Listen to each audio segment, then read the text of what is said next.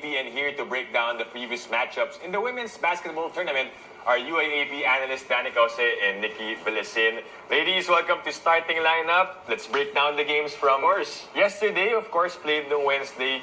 FEUUE, the first one for women's. Finally, Coach Riza Palmeradi, her debut as a coach, getting her first win. Danica, your thoughts about her? I know you've played with her before, but iba yung role niya ngayon for FEU and finally getting her first dub. That's right. I've actually played with her back in Villasin in 2015. Pero I've also played against her. So I know how she is as a floor general, Mythical 5 champion, MVP. So I actually got the chance to talk to her and I asked her, parang gaano ka ba kaiba as a coach and as a player? Or are you the same intense type of... Against the players that are playing now, but in your case, you played against the coach now. Yes. Of FEU. But you know, that's why you guys are the analysts. So let's talk to Nikki about, of course, FEU's point guard. You got to talk about Shane Salvani. So shifty. You were able to guard her back when you were still playing. Yes.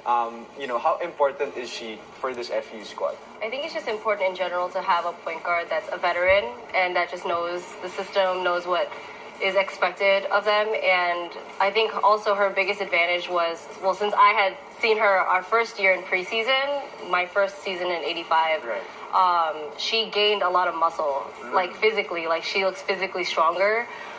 So her being able to bump bodies now helped her team get a lot of shots off, and just helped her overall being able to bring up the ball a lot easier. Right. Especially in the UAP, like when I watch the women's games, it's just pressure for 40 straight minutes. It's a dogfight. Dogfight every time. Yeah, we were talking about it before the show that, you know, you get a big lead, but also it's sort of like not that hard to get back in the game because of the momentum. It's a fast-paced game. And speaking of, UE had that big run in the fourth quarter. I know both of you ladies have covered UE a few games back, but what is it with their team as well that allowed them to sort of get back, you think, in the game yesterday, Danica? I think in terms of the lineup of... Anim lang yung naging lamang ng Imagine a 20-point lead going down to single digits in the fourth quarter. And it's not just in that game. I mean, a lot of games in the women's game this season, that's the story that's always happening. Why do you think that is in the women's game, Nikki? I mean, you've played, you know, multiple games in the UAAP. I think it's just at one point you just have nothing to lose when you're down that much. So all you can do is just play hard.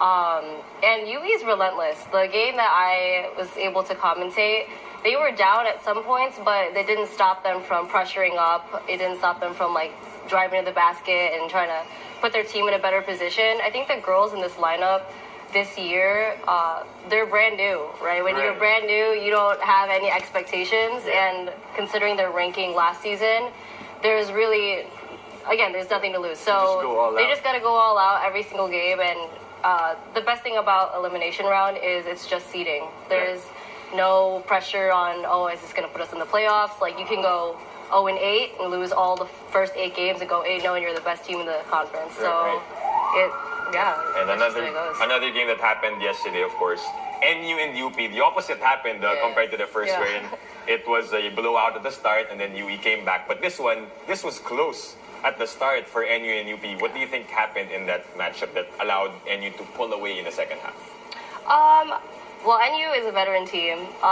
Basically, their whole team came back this year. And from what I know, just personally knowing some of the girls on the team, they're all very close. So I think one of their greatest strengths is that they're able to regroup really well at halftime. And having veterans like Angel Serrata, Camille Claren, they all are also Gilas players. You know, they have a lot of experience. So when it comes down to needing to perform and to compete at the end, I think they just do a really great job going out there and showing what the NU program's all about. And that's a great point because after that halftime break, the third quarter, UP did not score a field goal in that third quarter. So, Danica, how important is it? You were a star. You guys had that crucial run too. Like, you know, you held them to just maybe a few points, and then you guys went on a huge run. When NU's on that kind of run, what's going on in their minds and what's going on in your minds if you're going up against that NU press? You have to really just stick to a game plan. Like, if you know, like as a basketball player, right, how do you make a press breaker, right? Is to get the ball in the middle. Like you have to stick to that. Like you Right. can't panic when they come off with a blitz or suddenly, you know, one teammate's not open and you have to bring up the ball. Like Right. you have to just stick to what the plan was and just stay disciplined and also just have really short-term memory. Like if you turn the ball over, like it's like the next play immediately and that's how you can just go on a run, right? Like it can be like NU going on a 10-point run, and then that could easily flip to somebody else going on a run just simply off of, you know, you just not taking every single play personally. But yeah, their they pressure really well, especially like their guards are very like handsy. Right. And in the Philippines, very different. You can have your hands all over a player. You can use your off arm, fouls. and it's not a foul. Right. So it also depends on who's reffing. And like sometimes they just let you play, Yeah. and then other times it's like foul. Right. You know. And talking about games that are played, don't go away because we'll talk about more games. yes. Because after the break, we'll take a look at our weekend games and the winner UAP analysts Nikki Villasin and Danica Jose. And we're going to be having big games Yes. coming up this weekend. Let's start it off big right away Right. with this NU UST matchup. Of course, I think I have to ask Nikki first because, you know, fresh from a championship and this NU UST a finals rematch, what are we expecting for this matchup?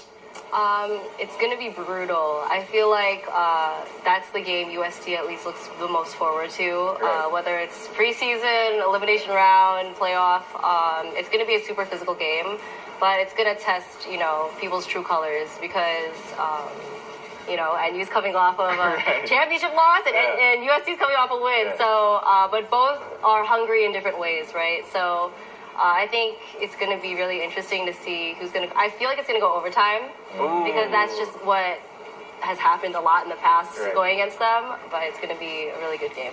Yeah, for you, Danica, sa tingin mo, pero where will it boil down to? Saan magkakatalo between NU